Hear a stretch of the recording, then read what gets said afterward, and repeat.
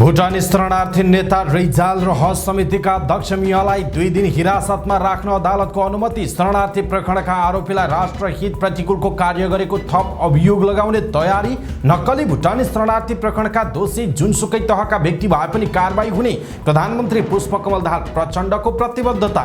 पूर्व लडाकु शिविर दोषी देखिए जेल जान आफू तयार रहेको प्रधानमन्त्री प्रचण्डको भनाई। प्रश्नको उत्तर दिएर मात्रै पुग्दैन, सरकारले जनतालाई अनुभूति हुने गरी परिणाम दिनुपर्छ भन्दै नेकपा एमालेका अध्यक्ष केपी शर्मा ओलीको भनाई। नक्कली भुटानी शरणार्थी प्रकरणबारे संसदमा बोल्ने नै छु भन्दै ओलीको धारणा।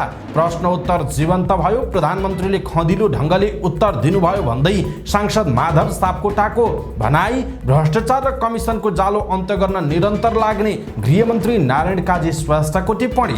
सरकार दिशाहीन स्थितिमा रहेको नेकपा एमालेका प्रमुख सचेतक पदम गिरीको आरोप। शिक्षा क्षेत्रको बजेट घटाउन नहुने रासोपा सांसद शिशिर खनालको टिप्पणी। आफ्नै जनता बेच्न ठूला दलबीच सहमति भएको देखिएको राप्रपा अध्यक्ष राजेन्द्र लिङदेनको आरोप। नेकपा एकीकृत समाजवादीको प्रदर्शन। देशको अर्थतन्त्र नाजुक बन्नुको जिम्मेवारी सत्ता गठबन्धनले लिनुपर्ने एमाले महासचिव शङ्कर पोखरेलको भनाई। श्रम मन्त्रालयलाई वैदेशिक रोजगार मन्त्रालय बनाउनु पर्ने अवस्था देखिएको श्रम मन्त्री शरद सिंह भण्डारीको धारणा। ट्रली बस सञ्चालन गर्ने कुरा सरकारको प्राथमिकतामा रहेको ऊर्जा जलस्रोत तथा सिंचाई मन्त्री शक्तिबहादुर बस्नेतको धारणा। आरक्षणको व्यवस्था सहित 9 महिनाभित्र संघीय निजामती ऐन जारी गर्न सर्वोच्च अदालतले दियो आदेश। पोखरामा नगर बसको ठक्करबाट 1 जनाको मृत्यु। नेपाल एयरलाइन्सले 12,700 रुपैयाँमै मलेसिया भइरहवा उडाउने। शेयर बजार दोहोरो अङ्कले बढेर हरियाली 1 अर्ब 47 करोडको शेयर कारोबार। अर्थतन्त्रको सुधारका लागि सरकार निजी क्षेत्रसँग सहकार्य गर्न तयार रहेको उद्योग मन्त्री रमेश रिजालको धारणा।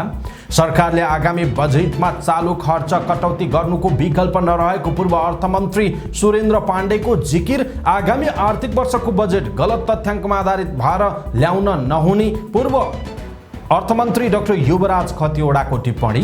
आगामी बजेटमा विद्यमान आर्थिक अवस्थामा सुधार ल्याउन विशेष पहल गर्न आवश्यक रहेको नेपाल उद्योग वाणिज्य महासङ्घका अध्यक्ष चन्द्र ढकालको भनाई। श्रीलङ्काका पूर्व प्रधानमन्त्री महिन्दा राजपक्षमाथिको विदेश यात्राको प्रतिबन्ध हट्यो। कोलम्बियामा भएको विमान दुर्घटनाको 18 दिनपछि 11 महिनाको बच्चा सहित 4 जना जीवितै भेटिए। शहीद स्मारक ए डिभिजन लिग अन्तर्गत बिहिबारको खेलमा अग्रता गुमाउँदा फ्रेन्ड्सलाई रेलिगेसनको डर। एएसबीसी एसियाले अन्डर 22 बक्सिङ च्याम्पियनसिपमा पदक जितेका खेलाडीलाई नगद सहित सम्मान गरियो। समाचार पार्टी हेल्थ टिप्स अन्तर्गत अन्नु र आँखाको कोष सुनिने रोग के हो, यसको लक्षण, रोकथामको उपाय र उपचार विधिको विषयमा केही टिप्स प्रस्तुत गर्छौं र समाचारको अन्त्यमा समाचार पार्टी सामान्य ज्ञान प्रस्तुत गर्नेछौं। हामीलाई अन्तिमसम्म हेर्नुहोला। दर्शक महानुभाव नमस्कार। समाचार पार्टी.com को न्यूज बुलेटिनमा यहाँलाई हार्दिक स्वागत छ। म प्रहलाद चन्द्र घिमिरे। आज मिति विक्रम सम्म 2080 साल जेठ 5 गते शुक्रबार, इस्वीसम्म सन् 2023 मई 19 तारिक। आज जेठ कृष्ण औँसी। सदाको झैं आज पनि हामी उपस्थित भएका छौं आजका मुख्य समाचार, ब्रेकिङ न्यूज, न्यूज अपडेट लगायत तपाईलाई काम लाग्ने हेर्नै पर्ने महत्त्वपूर्ण समाचारहरू लिएर। हाम्रो मेहनतका लागि यो भिडियोमा एउटा लाइक अवश्य गर्नुहोला। पलपलको न्यूज अपडेट हेर्नका लागि हाम्रो च्यानललाई तपाईले अहिलेसम्म सब्स्क्राइब गर्नुभएको छैन भने कृपया सब्स्क्राइब गर्नुहोस् अनि नजिकै आउने बेल आइकनलाई क्लिक गर्नुहोला। हामीलाई कहाँबाट हेर्दै हुनुहुन्छ, देशभित्र हुनुहुन्छ भने आफू रहेको गाउँ ठाउँ सहर जिल्लाको नाम लेख्नुहोला। विदेशमा हुनुहुन्छ भने कुन देशबाट हामीलाई हेरिरहनु भएको छ त्यो कुरा तलको कमेन्ट बक्समा कमेन्ट गर्नुहोला। आज पहिलोचोटि हो अथवा दैनिक रूपमा हामीलाई हेरिरहनु भएको छ त्यो कुरा पनि तलको कमेन्ट बक्समा कमेन्ट गर्नुहोला। आउनुहोस् दर्शक महानुभाव, आजका महत्त्वपूर्ण समाचार सुरु गरौँ। भुटानी शरणार्थी नेता टेकनाथ रिजाल र हज समितिका अध्यक्ष मियालाई 2 दिन हिरासतमा राख्न अनुमति दिएको प्रसङ्गबाट।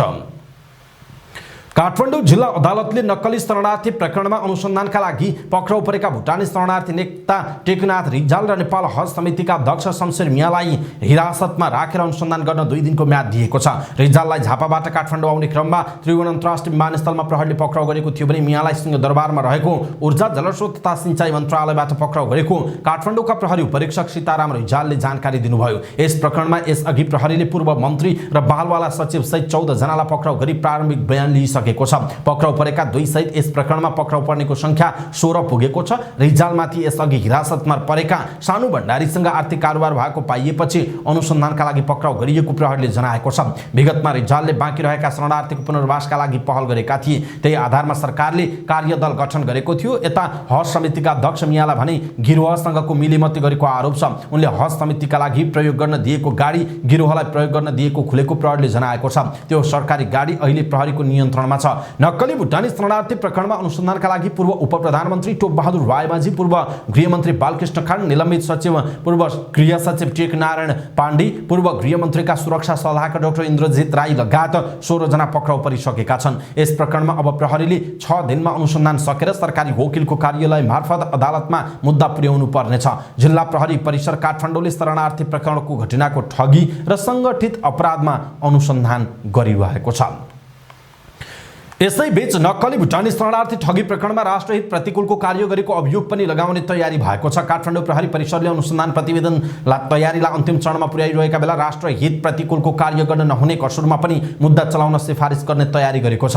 काठमाडौँ प्रहरी परिसरले अनुसन्धान प्रतिवेदन जिल्ला सरकारी वकिल कार्यालयलाई बुझाएको छ। प्रस्तावित रायमा ठगी, सरकारी कीर्ति, संगठित अपराध र राष्ट्रहित प्रतिकूलको कार्य गर्न नहुने कसुरमा मुद्दा चलाउन सिफारिस उल्लेख गरेको परिसर स्रोतले बताएको छ। मुलुकी अपराध संहिता 2074 को दफा 51 मा राष्ट्रहित प्रतिकूलको कार्य गर्न नहुने उल्लेख छ।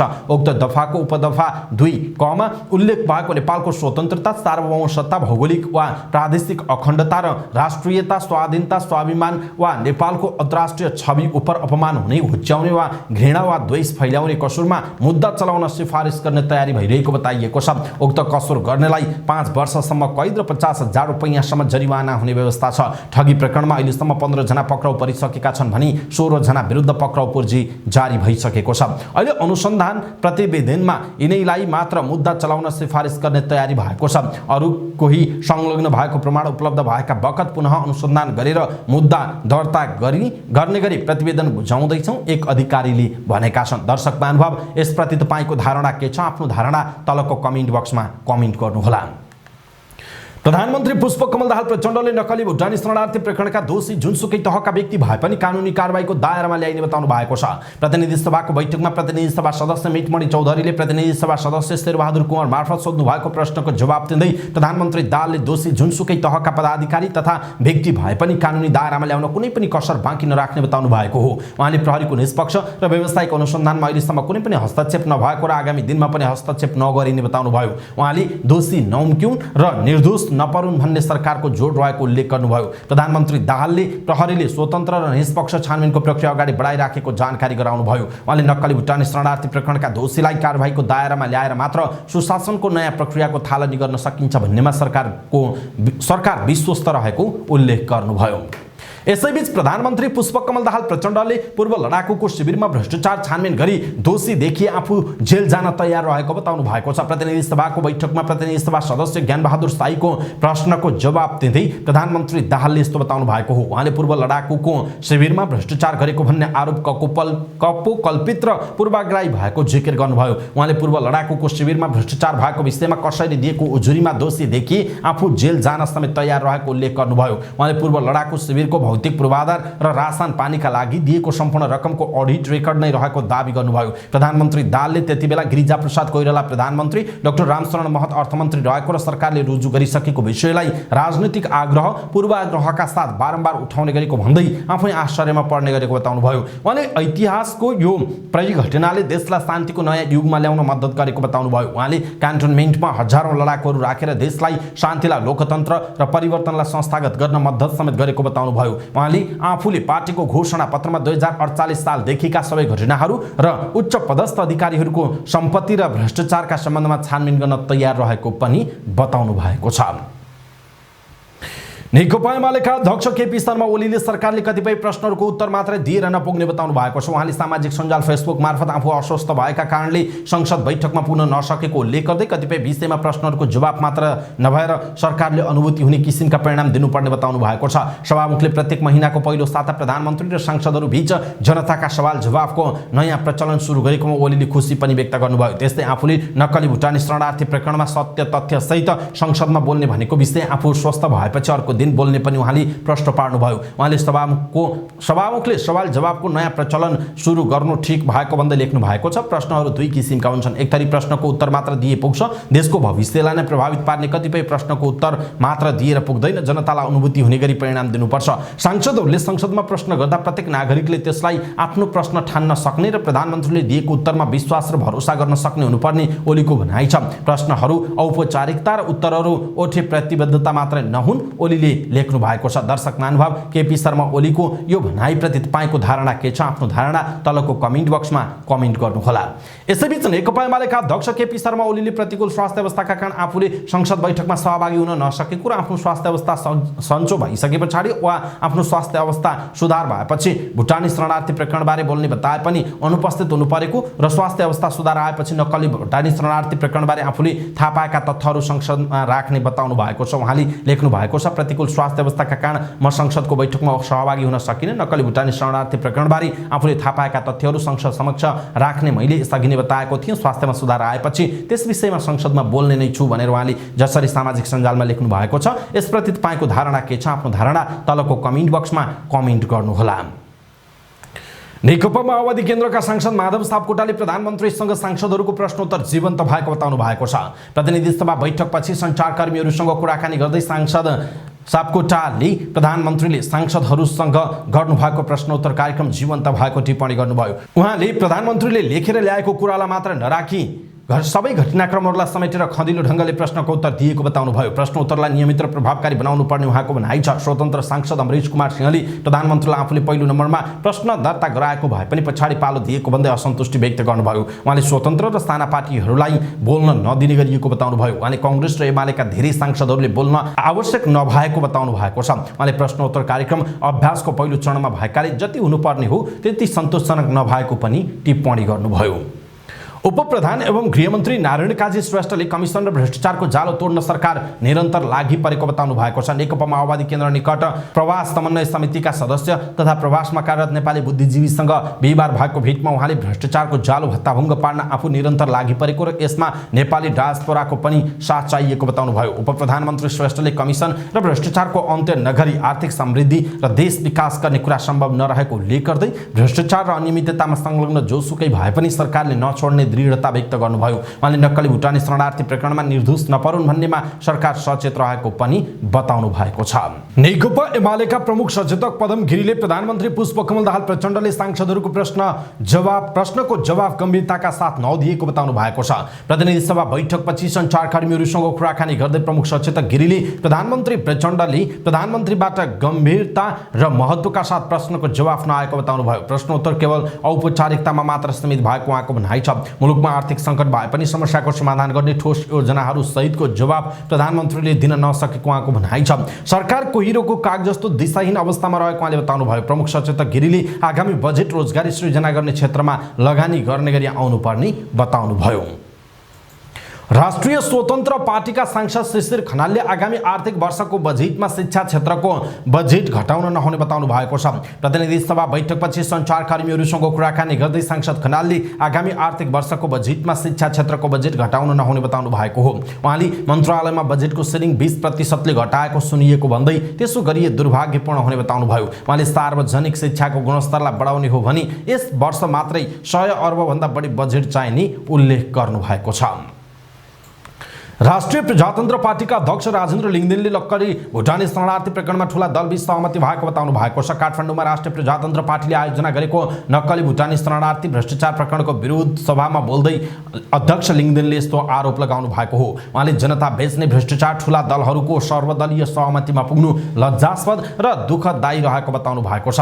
उहाँले विश्व जगतमा नेपालको बदनाम भएको भन्दै नेपालको शिर झुकेको बताउनुभयो। उहाँले नक्कली भुटानी शरणार्थी प्रकरण पनि नेपाल प्रहरीको जोड बलमा र विदेशीहरूको चासोमा अगाडि बढेको बताउनुभयो। उहाँले यो काण्डको अनुसन्धान पूर्ण नभइकन फाइल अदालतमा जाने दिशामा रहेको बताउनुभयो। उहाँले यो काण्डमा अर्बको भ्रष्टाचार मात्र नभएर राज्यद्रोह र राज्य विरुद्धको अपराध भएको बताउनुभयो। उहाँले भ्रष्टाचारमा संलग्न कुनै पनि मानिसहरूले उन्मुक्ति पाउन नहुने बताउनुभयो। उहाँले नक्कली भुटानी शरणार्थी काण्डमा आकर्षित हुने सबै प्रकारका मुद्दाहरू चल्नुपर्ने बताउनुभयो। उहाँले अपराधमा संलग्नहरूलाई राज्य विरुद्धको अपराध, ठगी, सङ्गठित अपराध र सरकारी दस्तखत कृत्य सम्बन्धी अपराध मुद्दाहरू चलाउन आग्रह गर्नुभएको छ। उहाँले प्रहरीले नक्कली भुटानी शरणार्थी प्रकरणको छानबिन गर्न खुट्टा कमाउन नहुने पनि बताउनुभयो। सत्ता साझेदार दल नेकपा एकीकृत समाजवादीले नक्कली भुटानी शरणार्थी प्रकरणका दोषीहरूलाई कारबाहीको माग गर्दै प्रदर्शन गरेको छ। काठमाडौँको माइतीघर मण्डलामा भेला भई पार्टीले भ्रष्टाचार विरुद्धको प्रदर्शन गरेको हो। प्रदर्शनका क्रममा उनीहरूले नक्कली भुटानी शरणार्थी प्रकरणमा संलग्नहरूलाई कारबाहीको माग गरेका छन्। प्रदर्शनमा पार्टीका उपमहासचिव जगन्नाथ खतिवडा सहितका नेता तथा कार्यकर्ताहरूको सहभागिता रहेको थियो। नेकपा एमालेका महासचिव शंकर पोखरेलले नक्कली भुटानी शरणार्थी प्रकरण निष्पक्ष रूपमा छानबिन हुनुपर्ने बताउनु भएको छ। पार्टी केन्द्रीय कार्यालय च्यासलमा आयोजित कार्यक्रमलाई सम्बोधन गर्दै उहाँले यस्तो बताउनु भएको हो। उहाँले नेपालीलाई नक्कली भुटानी शरणार्थी बनाएर विदेश पठाउन खोज्नु राज्यका विरुद्धको घात भएको उल्लेख गर्दै त्यस्ता घटनाप्रति राज्य सशक्त भएर काम गर्न आवश्यक रहेको बताउनु भयो। उहाँले निर्दोष कसैलाई फसाउने र दोषी उम्किने नदिने गरी छानबिन हुनुपर्ने जरुरी रहेको बताउनु भएको छ। उहाँले लडाकु शिविरमा घोटाला बालुवा जग्गा प्रकरण सीसीटीभी फुटेज प्रकरणका बारेमा पनि छानबिन गर्न माग गर्नुभयो। उहाँले समाजमा नेता र पार्टीहरू नै खराब हुन् भन्ने भाष्य नगर्ने चेतावनी दिनुभयो। श्रम रोजगार तथा सामाजिक सुरक्षा मन्त्री शरद सिंह भण्डारीले श्रम रोजगार मन्त्रालयलाई वैदेशिक रोजगार मन्त्रालय बनाउनु पर्ने आवश्यकता देखिएको बताउनु भएको छ। काठमाडौँमा नेपाल चेम्बर अफ कमर्सले आयोजना गरेको अन्तर्राष्ट्रिय 6औं नेपाल चेम्बर एक्सपो 2023 मा बोल्दै उहाँले यस्तो बताउनु भएको हो। उहाँले श्रम मन्त्रालयमा आन्तरिक श्रम बजारका विषयमा प्राथमिकता नदेखिएको भन्दै वैदेशिक रोजगार मन्त्रालय बनाउनु पर्ने देखिएको बताउनु भयो। उहाँले मन्त्रालयको कार्यभार सम्हाले पनि श्रमका सम्बन्धमा केही नदेखेको बताउनु भयो। उहाँले श्रम विभाग खिएर गएर माथि उठ्न सक्ने अवस्थामा नरहेको समेत बताउनु भयो। उहाँले पछिल्लो समय मान्छे बेचेर कारोबार भइरहेको भए पनि श्रम बजारमा सुधार नआएको गुनासो आएको बताउनु भयो। उहाँले मन्त्रालयमा वैदेशिक रोजगार बाहेकका विषयमा कुरा गर्दा स्वदेशी रोजगारको कुनै चर्चा नै नहुने गरेको उल्लेख गर्नुभयो। उहाँले श्रम रोजगारी निजी क्षेत्रसँग जोडिएको विषय भएको भन्दै जबसम्म श्रम बजार व्यवस्थित मर्यादित र सुरक्षित हुँदैन उद्योगहरू अगाडि बढ्न नसक्ने पनि उहाँले बताउनु भयो। ऊर्जा जलस्रोत तथा सिंचाई मन्त्री शक्तिबहादुर बस्नेतले विद्युतीय सवारी साधनको विस्तार गर्ने कुरा सरकारको प्राथमिकतामा रहेको बताउनु भएको छ। काठमाडौँमा आयोजित एक कार्यक्रमलाई सम्बोधन गर्दै उहाँले यस्तो बताउनु भएको हो। उहाँले ऊर्जामा सबैको सहभागिताको सुनिश्चितता र ऊर्जा सुरक्षाको सवाललाई सरकारले पहिलो प्राथमिकतामा राखेको उल्लेख गर्नुभयो। उहाँले विद्युतीय सामग्रीहरूको प्रयोगले वातावरण स्वच्छ हुन्छ भन्ने बताउनु भएको छ। उहाँले विद्युतीय सवारी साधनको विस्तारका लागि चार्जिङ स्टेसन वृद्धि गर्न आवश्यक रहेको भन्दै सरकार चार्जिङ स्टेसन वृद्धि गर्ने कुरामा प्रतिबद्ध रहेको बताउनु भएको छ। सर्वोच्च अदालतले 9 महिनाभित्र संघीय निजामती सेवा ऐन जारी गर्न सरकारलाई आदेश जारी गरेको छ। थारू कल्याणकारिणी सभा र अधिवक्ता श्रवण कुमार चौधरीले दायर गरेको रिटमाथि फैसला गर्दै सर्वोच्चले सरकारका नाममा यस्तो आदेश दिएको हो। लोकसेवा आयोग र सार्वजनिक संस्थानको कर्मचारी भर्ना सूचनामा थारू समुदायलाई आरक्षण नदिएको भन्दै रिट दायर भएको थियो। सर्वोच्चका न्यायाधीश विश्वम्भर प्रसाद श्रेष्ठ र डाक्टर आनन्दमोहन भट्टराईको संयुक्त इजलासले सबै वर्ग र समूहलाई कानुनमै आरक्षण व्यवस्था गर्न पनि भनेको छ। अदालतले गत माघ 24 गते यस रिटमा फैसला गरेको थियो। त्यही आदेशको पूर्ण पाठ जारी गर्दै संविधानको सामाजिक न्यायको हक अन्तर्गत समेटेका सबै वर्ग र समुदायलाई कानुनमै आरक्षण दिन प्रधानमन्त्री तथा मन्त्री परिषद कार्यालयको नाममा परमादेश आदेश जारी गरेको जनाइएको छ। पोखरामा नगर बसको ठक्करले स्कुटरमा सवार एकजनाको ज्यान गएको छ।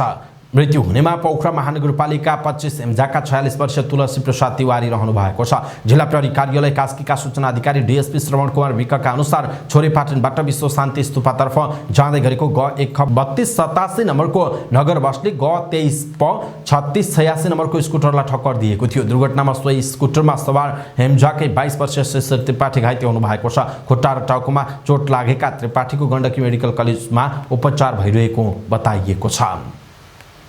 राष्ट्रिय ध्वजावाहक नेपाल वायुसेवा निगम नेपाल एयरलाइन्सले जेठको 29 गतेदेखि भैरहवाको गौतम बुद्ध अन्तर्राष्ट्रिय विमानस्थलमा नियमित उडान सुरु गर्ने भएको छ। त्यस अवसरमा निगमले मलेसियाबाट प्रवर्धनात्मक भाडा दर 12,700 रुपैयाँ कायम गरेको छ। यो मलेसियाबाट भैरहवा उडानका लागि मात्र हो। उहाँका अनुसार मलेसिया भैरहवाका लागि 12,700 र मलेसिया भैरहवा काठमाडौँका लागि 14,720 रुपैयाँ भाडा दर कायम गरिएको बताइएको छ।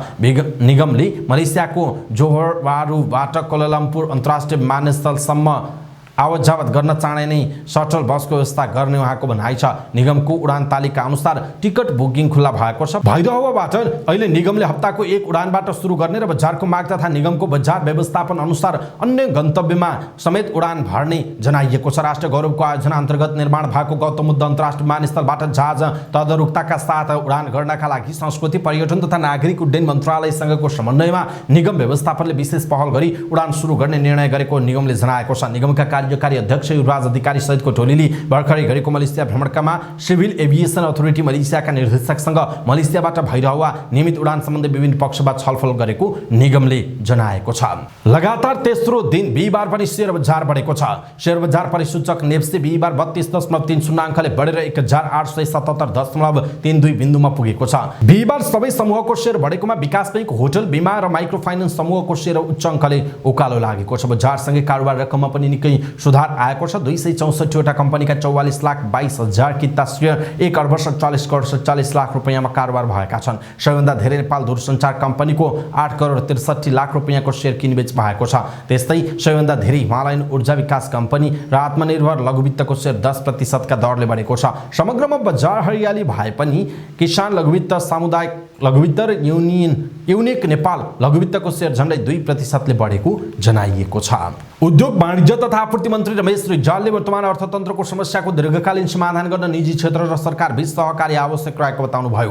काठमाडौँमा नेपाल उद्योग वाणिज्य महासंघले आयोजना गरेको अर्थतन्त्रमा निजी क्षेत्रको योगदान प्रतिवेदन सार्वजनिकीकरण एवं छलफल कार्यक्रममा बोल्दै मन्त्री रिजालले यस्तो बताउनु भएको हो। उहाँले व्यापार व्यवसायमा आएको संकुचनको कारण राजस्व सङ्कलनमा समस्या उत्पन्न भएको बताउनुभयो। उहाँले सरकार निजी क्षेत्रसँग सहकार्य गर्न निरन्तर तत्पर रहेको पनि उहाँले बताउनुभयो। उहाँले आगामी आर्थिक वर्षको बजेटमा निजी क्षेत्रका समस्या सम्बोधन गर्ने गरी ल्याउने प्रतिबद्धता पनि व्यक्त गर्नुभएको छ। पूर्व अर्थमन्त्री सुरेन्द्र पाण्डेले सरकारले आगामी आर्थिक वर्षको बजेटमा चालू खर्च कटौती गर्नुको विकल्प नभएको बताउनु भएको छ। काठमाडौँमा भएको नेपालको अर्थतन्त्र वर्तमान अवस्था र आगामी दिशा अन्तर्क्रिया कार्यक्रममा बोल्दै पूर्व अर्थमन्त्री पाण्डेले यस्तो बताउनु भएको हो। उहाँले नेकपा एमाले सरकारमा भएका बेला वितरणमुखी बजेट ल्याएको स्वीकार गर्दै अहिलेको अवस्था धेरै उत्साहित भएर बजेट बाँड्न सक्ने स्थिति नभएको बताउनु भएको छ। उहाँले अहिले राजनैतिक पार्टीहरूले एकअर्कालाई आरोप प्रत्यारोप लगाउँदै अर्थतन्त्रको सिङ्गो जहाज खतरामा पर्ने अवस्था देखिएको पनि बताउनुभयो। उहाँले अर्थमन्त्रीले सरकारसँग वित्त नीतिमा ठाउँ छैन, सबै राष्ट्र बैंकले मौद्रिक नीतिमा गर्नुपर्छ भन्नु अनुचित र व्यवहारिक नभएको पनि बताउनु भएको छ। पूर्व अर्थमन्त्री डाक्टर युवराज खतिवडाले आगामी आर्थिक वर्षको बजेट गलत तथ्याङ्कमा आधारित भएर नल्याउन आग्रह गर्नु भएको छ। बिहीबार काठमाडौँमा भएको नेपालको अर्थतन्त्र वर्तमान अवस्था र आगामी कार्य दिशा अन्तर्क्रिया कार्यक्रममा बोल्दै डाक्टर खतिवडाले यस्तो बताउनुभयो। उहाँले सरकारले चालू आर्थिक वर्षको बजेटमा 8% को आर्थिक वृद्धि दर राख्दा अर्थतन्त्रमा देखिएको अवस्थाको मूल्याङ्कन गरेर बजेट ल्याउनु पर्ने बताउनुभयो। उहाँले चालू आर्थिक वर्षको अन्त्यसम्म 2% को आर्थिक वृद्धि दर हुन नसक्ने अवस्था देखिएको बताउनुभयो। उहाँले सरकारले चालू आर्थिक वर्षको बजेटमा 8% को आर्थिक वृद्धि दरमा 4% कायम हुने अनुमान भए पनि 2% भन्दा तल झन् सक्ने अवस्था देखिएको उल्लेख गर्नु भएको छ। उहाँले अबको 3 महिनामा 1% पनि आर्थिक वृद्धि दर हुने अवस्था नभएको बताउनु भएको छ। उहाँले चालू आर्थिक वर्षको 2 त्रैमासिकमा आर्थिक वृद्धि दर कम हुँदा आर्थिक मन्दी हुने तर 2% नेगेटिभमा गएको आर्थिक शिथिलता देखिएको बताउनु भयो। उहाँले आर्थिक मन्दी भए पनि अर्थतन्त्रका सूचकहरू नेगेटिभ नभएको भन्दै अर्थतन्त्रमा मन्दी हो वा सानो धक्का मात्र देखिएको भन्ने विषयमा बहस छलफल हुन जरुरी रहेको बताउनु भयो। उहाँले वर्तमान सरकारले आगामी आर्थिक वर्षको बजेट वृद्धि दर 2% र यति प्रतिशतले राजस्व ऋण र त्यसको आधारमा बजेटको आकार बनाई अर्थतन्त्र थप बिग्रने बताउनु भएको छ। नेपाल उद्योग वाणिज्य महासंघका अध्यक्ष चन्द्रप्रसाद ढकालले सरकारले ल्याउने आगामी बजेटले विद्यमान आर्थिक अवस्थामा सुधार ल्याउने विशेष पहल गर्न आवश्यक रहेको बताउनु भएको छ। काठमाडौँमा भएको अर्थतन्त्रमा निजी क्षेत्रको योगदान प्रतिवेदन सार्वजनिकीकरण एवं छलफल कार्यक्रममा बोल्दै अध्यक्ष ढकालले यस्तो बताउनु भएको हो। उहाँले सरकारले अर्थतन्त्र सुधारका लागि ब्याज दर स्थायित्व, कर्जाको पुनर्संरचना, पुनर्तालिकीकरण तथा उद्यमी व्यवसायीहरूलाई पुनर्कर्जाको सुविधा दिनुपर्ने बताउनु भयो। उहाँले व्यवसायीहरूका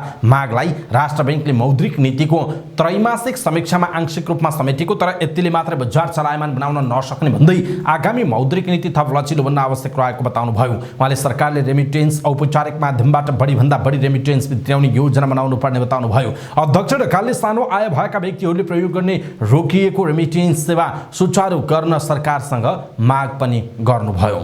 श्रीलङ्काको एक अदालतले पूर्व प्रधानमन्त्री महिन्दा राजपक्षमाथि लगाइएको विदेश यात्राको प्रतिबन्ध खारेज गरेको छ।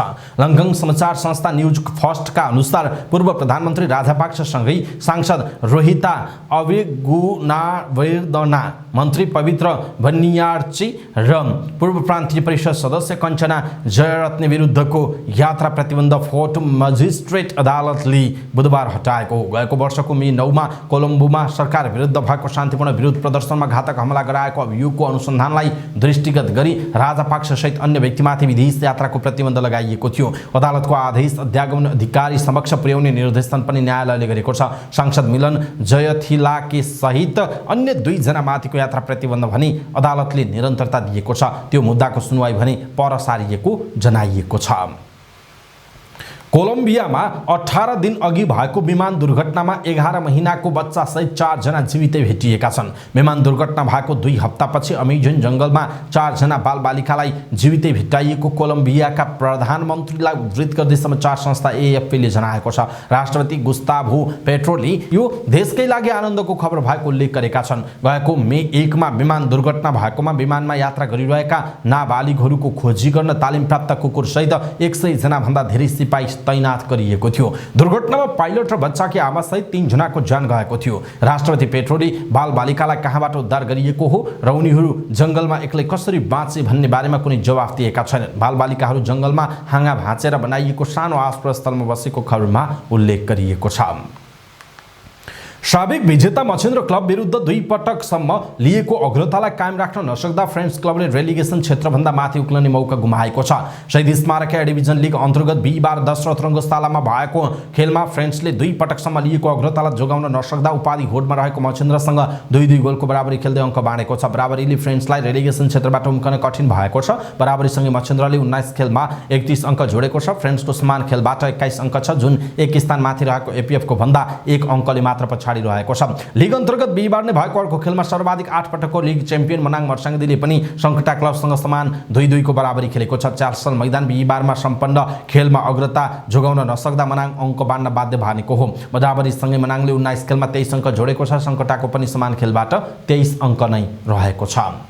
नेपाल लोकतान्त्रिक खेलकुद संघ बागमतीले एएसबीसी एसियाली अन्डर 22 बक्सिङ च्याम्पियनसिपमा पदक जितेका खेलाडीलाई नगदसहित सम्मान गरेको छ। बिहीबार संघले कार्यक्रमको आयोजना गरेर जनवरी 18 देखि 26 तारिकसम्म थाइल्यान्डको बैंककमा भएको प्रतियोगिताको पदक जितेका खेलाडीहरूलाई नगदसहित सम्मान गरेको हो। प्रतियोगितामा महिला 48 केजीमा सुषमा तामाङले रजत तथा 57 केजीमा हेमा राई र 75 केजीमा त्रिसा जेबेगुले काँस्य जितेका थिए। पुरुष 86 केजीमा विजय वाटाले काँस्य हात पारेका थिए। सुषमाले 20,000 नगद पुरस्कार पाइन्। सुषमाले जितेको रजत पदक नेपाली बक्सिङको इतिहासमा कुनै पनि नेपाली खेलाडीले एसियाली स्तरमा जितेको सबैभन्दा ठूलो पदक हो। बाँकी काँस्य विजेताले जनै 10,000 रुपैयाँ पुरस्कार पाए। त्यस्तै प्रतियोगिताका प्रशिक्षक द्वय दीपक महर्जन र सन्दीप श्रेष्ठ समान 5,000 नगदसहित सम्मानित भए भने व्यवस्थापक ओम नारायण श्रेष्ठलाई प्रशंसा पत्र प्रदान गरी सम्मान गरिएको थियो। सो अवसरमा राष्ट्रिय तथा अन्तर्राष्ट्रिय खेलाडी उत्पादनमा योगदान पुर्याए बापत प्रशिक्षक राजकृष्ण महर्जन र नवीन तन्डुकार पनि सम्मानित भएका थिए। उनीहरूलाई युवा तथा खेलकुद मन्त्री डिग बहादुर लिम्बू, बागमती प्रदेशकी सांसद मीना पराजुली, नेपाली कांग्रेसकी केन्द्रीय सदस्य राधा घली, नेपाल लोकतान्त्रिक खेलकुद संघ बागमती प्रदेशका अध्यक्ष दीपक गुरुङ लगायतले कार्यक्रमका बीच नगद र प्रशंसा पत्र प्रदान गर्नुभएको थियो। समाचार पार्टी न्यूज बुलेटिनमा पालो भएको छ समाचार पार्टी हेल्थ टिप्स। आजको समाचार पार्टी हेल्थ टिप्समा हामीले अन्नु र कोष सुनिनु, आँखाको अन्नु तथा परेलाहरूका कोषहरूको चाहिँ सुनिने दुख्ने कारण के हो भन्ने विषयवस्तुमा हेल्थ टिप्स दिनेछौँ। हामीलाई अन्तिम समय हेर्नुहोला। सबै नेपालीहरू माझ पुर्याउनका लागि यो हेल्थ टिप्स आफ्नो फेसबुक, ट्विटर लगायतका सामाजिक सञ्जालमा पनि सेयर गर्न नबिर्सिनुहोला। आँखामा अन्नु आउनु तथा परेलाको कोष सुनिनुलाई अङ्ग्रेजीमा क्रमशः टाई र कलिजियन भनिन्छ। अन्नु आउँदा छोटो समयमै पिलो झैँ दुख्ने र पाक्ने हुन्छ भने कोष सुनिँदा त्यस्तो दुखाइको अनुभव हुँदैन तर लामो समयसम्म रहिरहन्छ। अन्नुलाई बाह्य हर्डिलम पनि भनिन्छ। यो परेलाका रौँको जरामा स्टाफिलोकोकस औरस नामक ब्याक्टेरियल सङ्क्रमणका कारणले हुने गर्दछ। छाला बाहिर पाइने यो ब्याक्टेरिया जब छालाभित्र प्रवेश गर्छ तब यस्तो समस्या देखिन सक्छ। यो आँखाको माथिल्लो वा तल्लो परेलामा हुन सक्छ। अन्नुले आँखाको दृष्टिमा कुनै असर गर्दैन। सामान्यतया यो केही दिनमै आफसे आफ ठिक भएर जान्छ। तातोले सेक्नाले दुखाइमा कमी आउन सक्छ र यसलाई फुट्न सघाउन पुर्याउँछ। आँखाका परेलाका कोषमा रहेका तेल ग्रन्थीमा रहेको अवरोधका कारण कलिजियन हुने सम्भावना हुन्छ। अन्नुभन्दा अलग कोषको भित्री भागमा देखिने कलिजियन कुनै सङ्क्रमणले गर्दा हुने होइन। त्यसो त यसका जोखिमका कारणहरू के हुन्? अन्नु वास्तवमा कुनै निश्चित कारणले हुने होइन। ब्लेफारिटिस भनिने आँखाका परेलाहरू सुनिने अवस्थामा अन्नु हुने सम्भावना हुन्छ भने डन्डीफोरमा निस्कने एक्नी रोजासीका कारणले गर्दा कोष फुल्ने सम्भावना हुन्छ। त्यसो भए अन्नुका लक्षणहरू के हुन्? रातो र दुख्ने किसिमका साना डल्लोहरू देखिने, सो डल्लोमा पानी अथवा पिप भरिने, बढ्ता आँसु निस्कने, परेला सुनिने। यदि जटिल हुँदै गयो भने अन्नुले विभिन्न खालका समस्याहरू निम्त्याउँछ जस्तो आँखा पाक्ने रोग, दुख्ने र ज्वरो आउने, उज्यालो हेर्न नसक्ने। कलेजियनका लक्षणहरू के हुन् त? कोषहरूमा राता राता हुनु र सुनिनु, त्यस्तै गरी नदुखे पनि आँखाका परेलाहरू दरो दरो हुने गर्दछन्। त्यसो भए कस्तो अवस्थामा डाक्टरलाई देखाउने त? तपाईको अन्नु र कोष सुनिएर विभिन्न खालका खण्डहरूमा डाक्टरलाई देखाइहाल्नुपर्छ। छोटै समयमा निकै ठुलो भएमा, रगत बगेमा वा दृष्टिमा असर गरेमा, पुरै आँखा रातो भएमा वा सुनिएमा डाक्टरबाट गइहाल्नुपर्छ। सुनिएको अवस्थामा गाला हुँदै सर्दै गएमा अथवा अवस्था तारन्तार दोहोरिएमा पनि चिकित्सकलाई देखाउनुपर्छ। यसको उपचार र विकल्पहरू पूर्ण विवरण तथा आँखाको चेक जाँचका आधारमा यसको उपचार गर्नुपर्ने हुन्छ। यसको परीक्षण त्यति जटिल खालको हुँदैन। सामान्यतया अन्नु र कोष सुनिएको अवस्थामा बिना उपचार पनि हप्ता 2 हप्ताभित्र निको हुन्छ। तातो पानीमा रुमाल डुबाएर राम्रोसँग निचर्ने र 5-10 मिनटको अन्तरालमा दिनको 3-4 पटक सेक्ने हो भने अन्नुको दुखाइ कम हुन्छ भने कोष सुनिएर भएको अप्ठ्यारोपन पनि सहज हुन्छ। यसले सुनिएका ठाउँबाट भित्रको पानी वा पिप निस्कन मद्दत गर्छ। तर तपाईले कोष सुनिएको खण्डमा चाहिँ आफैले निचोर्नु हुँदैन। यदि यसमा कुनै सुधार भएन र अरू जटिल थपियो भने उपचारको खाँचो पर्दछ। एन्टिबायोटिक्स र यदि सङ्क्रमण आँखाका अन्य भाग तथा अनुहारमा फैलियो भने परेलाका रौँ उखेल्नु र अन्नुको उपचारमा भित्र रहेको पिप तथा फोहोर फाल्न यसले सघाउँछ। अर्को हो शल्यक्रिया। सानो घाउ हुने गरी काटेर अन्नु फोड्न र कोष सुनिएको अवस्थामा मसिनो गरी काट्न एवं खुर्कन सकिन्छ।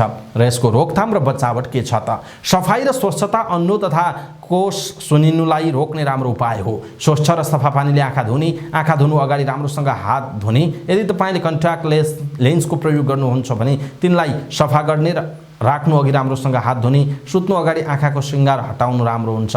आँखाका सौन्दर्य प्रशोधनका सामग्रीहरू अरूसँग साझेदारी अथवा साट्ने काम नगर्नुहोस्। आफ्नो सङ्क्रमणलाई अरू फैलन नदिन। आफूलाई अन्नु भएको छ भने आफूले रुमाल, तौलिया तथा कपडा अरूलाई प्रयोग गर्न नदिने। आँखाको परेला छोए पनि हात राम्रोसँग साबुन पानीले धुने गर्नुपर्छ। दर्शक महानुभाव, आज हामीले अन्नु र कोष सुनिने विषयमा यहाँहरूलाई जानकारी दियौँ। आजको हेल्थ टिप्स कस्तो लाग्यो आफ्नो कुरा तलको कमेन्ट बक्समा कमेन्ट गर्नुहोला। सबै नेपालीहरू माझ पुर्याउनका लागि हेल्थ टिप्स आफ्नो फेसबुक, ट्विटर लगायतका सामाजिक सञ्जालमा सेयर गर्न नबिर्सिनुहोला।